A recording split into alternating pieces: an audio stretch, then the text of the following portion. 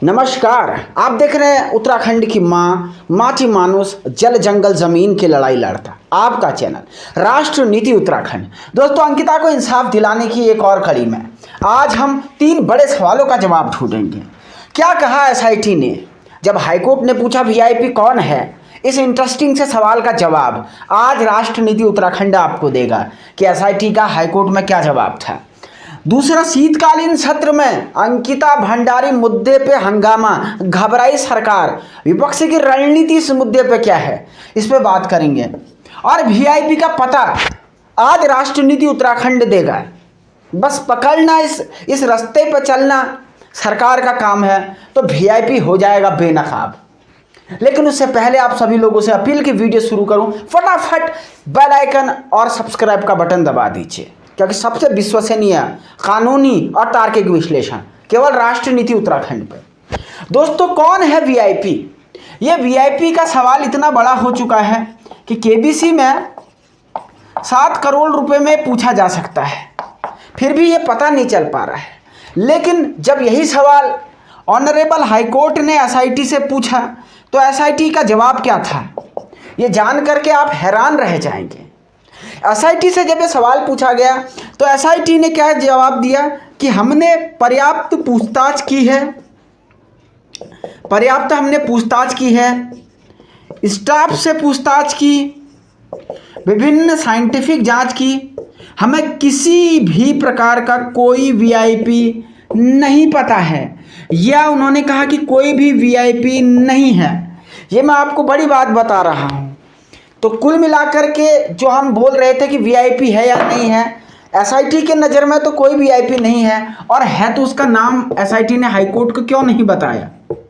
क्योंकि हाईकोर्ट के सामने चुप्पी और हाईकोर्ट के सामने एसआईटी की ये दलीलें कि वीआईपी की थ्योरी ठीक नहीं है, ये अपने आप में आश्चर्य करने वाली बात है। अब इस बात को समझिए कि एसआईटी जो वीआईपी नहीं है कह रही है, वीआईपी आया कहाँ से? आप में से बहुत सारे लोगों को शायद ये बात पता नहीं होगी कि अंकिता की आखिरी चैट, अंकिता की जो आखिरी चैट थी उसमें उसका एक दोस्त, मेरे ख्याल उसका नाम पुष्पदीप है या क्या है, आप मुझे बताइएगा, मुझे पक्का नहीं पता है।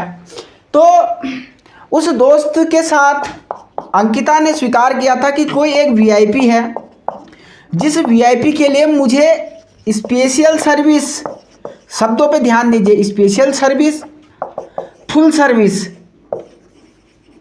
ये कहीं ना कहीं वैश्यावृत्ति से जुड़े हुए शब्द हैं, देने की मांग की गई थी और मैंने मना किया।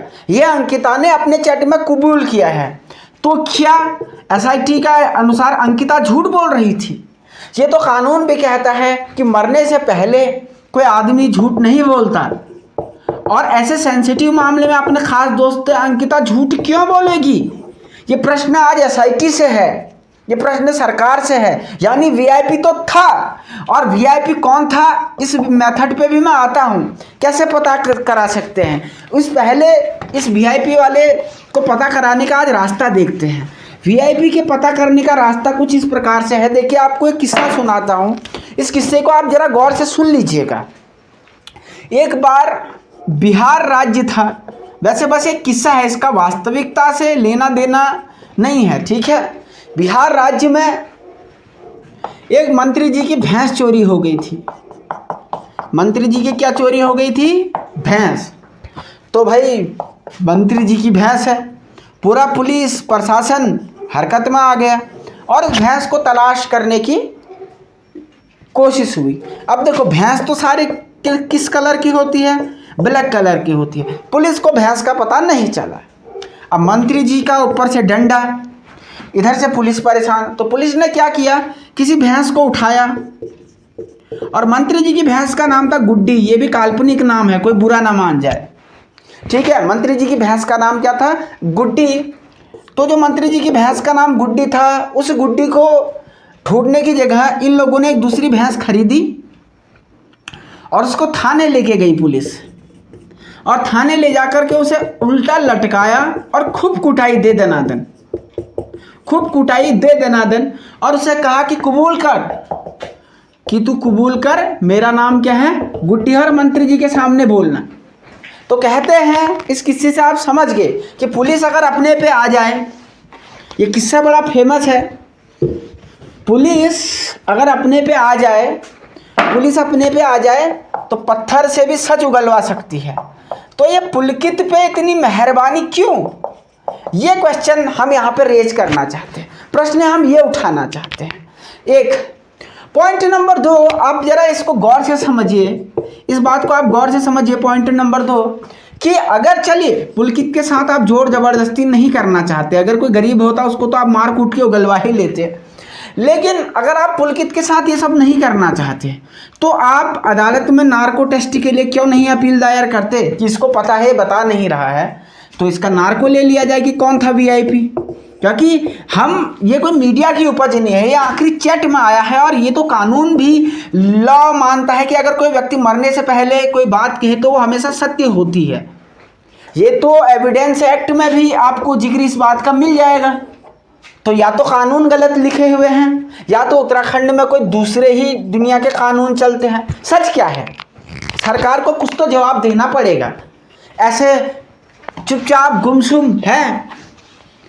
तो कुल मिलाकर के उत्तराखंड के जो वीआईपी को बचाने की कोशिश है उसको देखते हुए मुझे एक गाना याद आता है कि पर्दे में रहने दो और पर्दा ना उठाओ, पर्दा उठ गया तो भेद खुल जाएगा। और ये अगर भेद खुल गया तो सरकार शायद मुसीबत में आ सकती है। इस वजह से उस वीआईपी को बचाने की पूरी कोशिश की जा रही है। लेकिन देखिए, माझी फिल्म का डायलॉग है, जब तक तोड़ेंगे नहीं तब तक छोड़ेंगे नहीं। कितना आप वीआईपी को बचाने की कोशिश कर लो, जिस दिन तक वीआईपी सलाखों के अंदर नहीं होता, राष्ट्र नीति आपका पीछा नहीं छोड़ेगा। फैक्ट आप याद रखें। आगे बढ़ते हैं, अब बात करते हैं संसद के शीतकालीन सत्र की। संसद के शीतकालीन सत्र पे अगर मैं बात करूं तो कांग्रेस अभी वर्तमान समय में सबसे बड़ी पार्टी है यहाँ पर विपक्ष में, और कांग्रेस ने रणनीति बनाई है शीतकालीन सत्र में अंकिता के मुद्दे पे प्लस किरण नेगी के मुद्दे पर सरकार को घेरने की।